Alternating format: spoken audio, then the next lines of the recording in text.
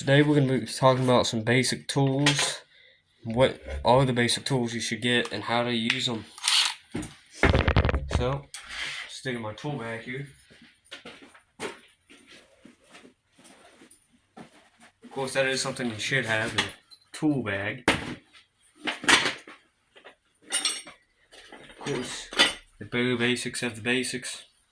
You gotta get yourself a hammer. I have a nice heart hammer here. It was only like 16 bucks, I think. It's got one of those slide-in parts where you put your nail head there. Just helps you kind of nail it in. It's magnetic. The hammer. Here's a smaller, I think, 8-ounce hammer. That came in a Hyper Tough kit that I got. Kind of sucks, the quality. But I'm sure it could be used for something. I haven't quite used it yet.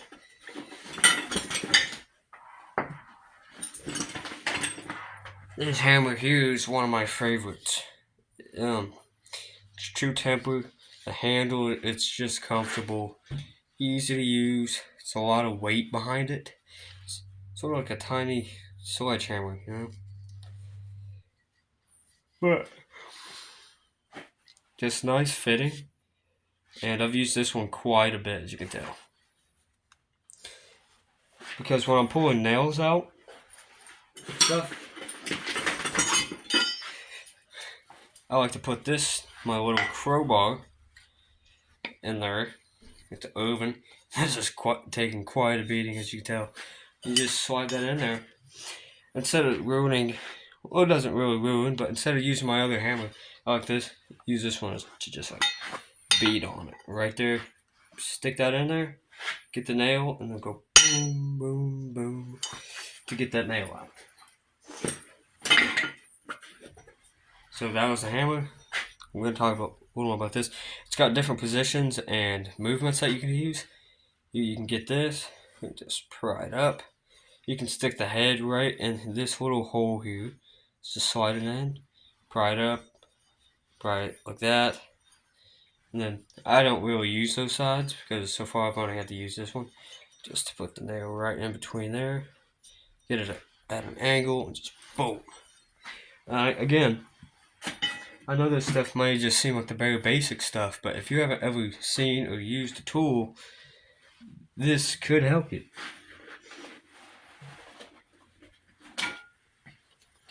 Another very basic one. It's just a 25-foot tape measure. I like to draw on this thing, and that's why I got it. I think the reach was about 9 foot. You got with it? Yeah. Yep, 9 foot is the maximum on this one. That's pretty good though. It was only what? I think this was only 12, 16 bucks as two. It's nice, it's durable. The one thing I don't like about it is this sticks out so far. So when you drop it, you're chipping the piece here, so it'll become less effective over the use. You can see I already got some damage in it.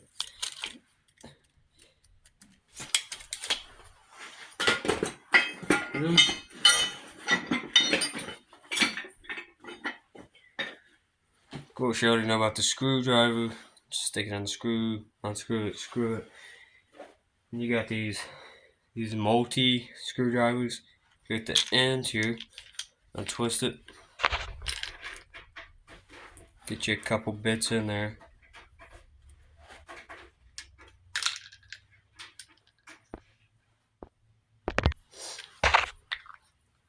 Slide that in. Yeah. Oh, I love these things when I'm working with this.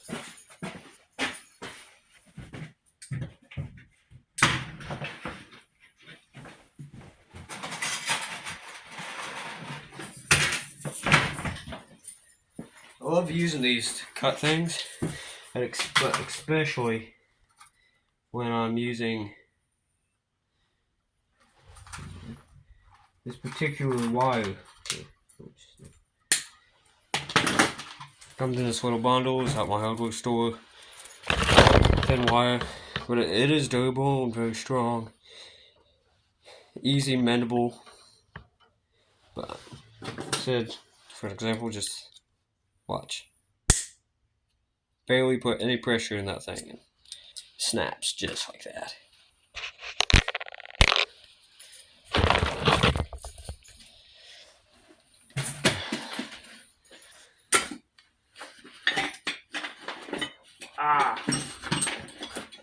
Here's another thing. I remember when I was building my first floor for my shed, my first DIY of the floor for the shed that I didn't end up using. I was trying to flip it up and then screw it in, right, and nail it. But I couldn't hold it and do that at the same time, so I went to the hardware to buy this clamp so I could hold it together. Which I think this cost me about $17, and it's from the brand Great Neck, and it's got about 6 inches of space there you can use. This will be pretty much all you need for most stuff for this size. But of course, if you're going to be doing like real construction sites and stuff like that, you're going to probably need something bigger. But if you're just working around the house, this will do you just fine. It's worked for me. Of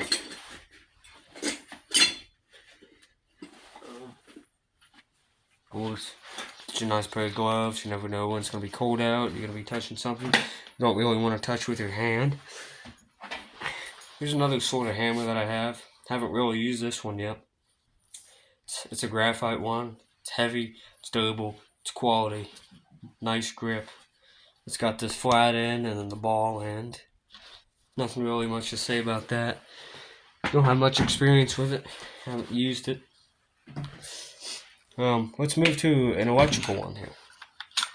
It's got a hole impact, and I found this impact, a drill, a sawzall, this light, batteries, and a charger for a gift price of $85. Ended up costing like $100 something. It was there at Walmart. I thought it was a pretty good deal because the sawzall itself was like $130. But let me show you an example of how to use this stuff.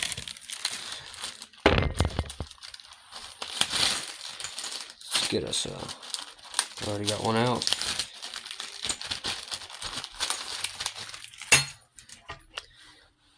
Just get a little screw. I use these for my sheet metal. Let's see if I can bring it around somewhere.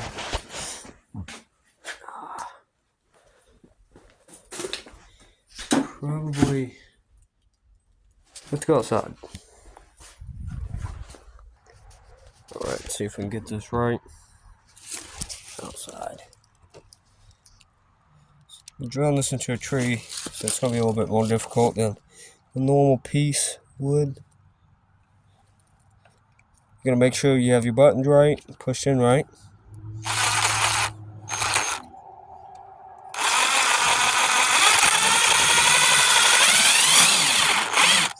Here. I'm going to get it in there.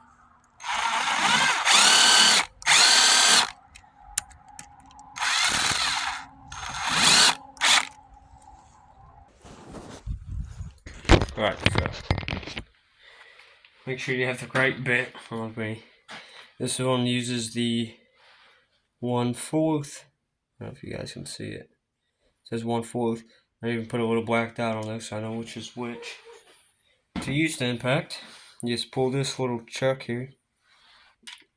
Place the attachment right in there. Make sure it doesn't come out. Place your thing.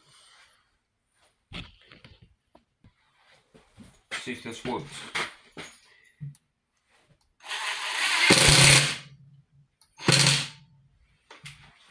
Just like that. Place it like that. Push that in. Do that. Comes right out. Didn't want to be too loud, but it's just like that. And every time I switch gears, I'm going forward, I do that. I always make sure to kick it before I do it, because I don't want to tip it while I'm drilling in, because I've had it happen and then it's messed up some stuff, right? Like it didn't go in there properly.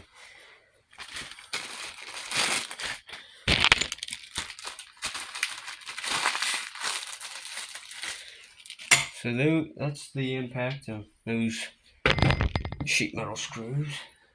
Place this back in there. Nope.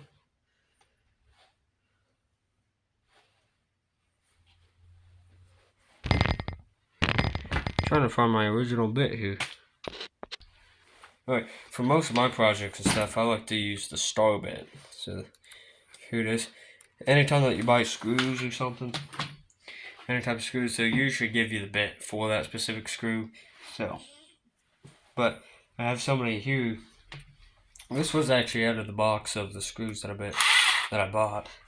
But I have so many others in here in this kit that I got from Holt.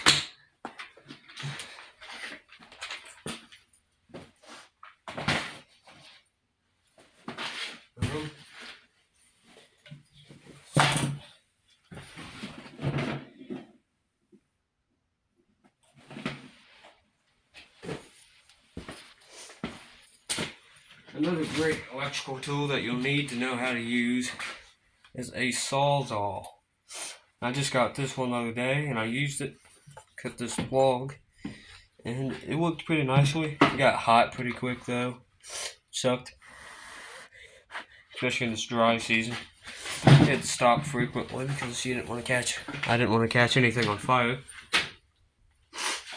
But what you'll do is obviously plug this into an extension cord or outlet. Some of them have locks, like my Holt one. My Holt one, it's a battery though, and you can either lock it or unlock it. But this one right here, since it's corded, it doesn't have that feature. So you want to be very careful where you place your fingers. You don't want to go like that. Maybe somewhere close to your hand or your leg, something like that. So those are very powerful. The one I got here came with this case with 9 different blades. This was the one I was using yesterday. Got kind of tore up, but you pretty much use each blade for everything. But right here in the very end, it'll tell you what it's specifically made for. Like this is for like steel bars, and this one here, it was made for wood and nails. I'm pretty sure. See the difference? The charades. Right. So that's pretty cool. I'll of course make a video showing you how to use that Sawzall when it's daylight outside.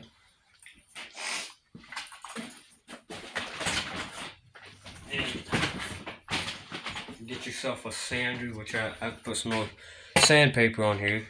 But what you do, just plug it in, turn it on, and it sands through, makes stuff smoother. Say if there's a couple rough patches on here like there is right here where I screwed, you just go over it like this. You can't see it. Just go over it. This one has a little capsule that you can just take off. It's a little bag. You might think it fills up pretty often, but actually it takes a while to get filled up, considering how small it takes those chips down to in the wood that you're sanding.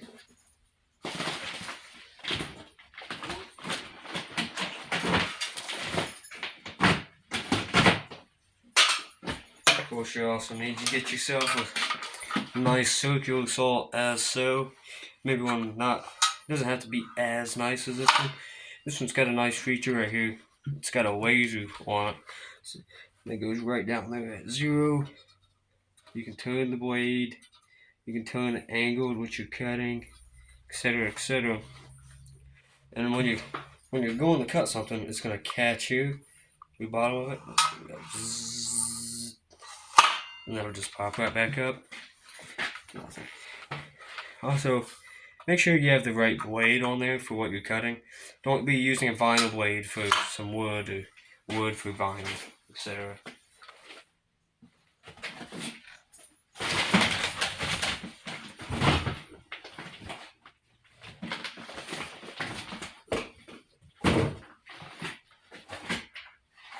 Of course, you got your different kind of screws and nails.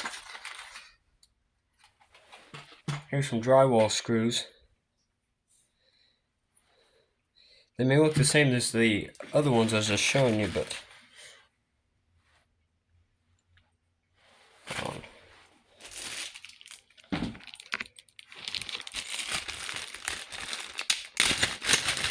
this on here. They're not quite the same. This one has a pointy end, as so, but this one has like a curved end. I don't know if you can see it. Anyway, there are two different types of screws here.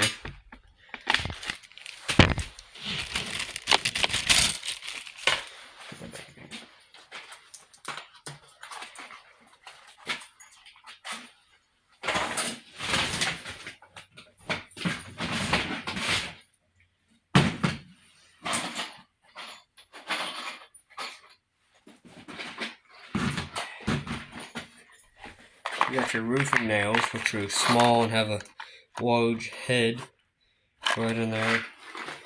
These are the Starbit screws, which I mainly use here. It's got a whole little container of random sizes here. You'll just plug it in.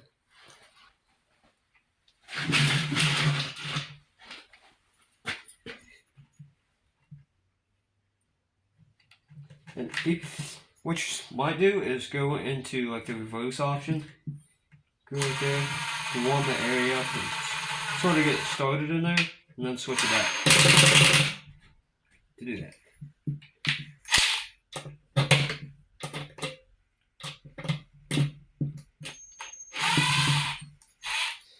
Oh, anyway, those are some of the basic tools and etc. of what you might need. And of course, I'll make a video in the future in daylight showing you exactly how to use those tools.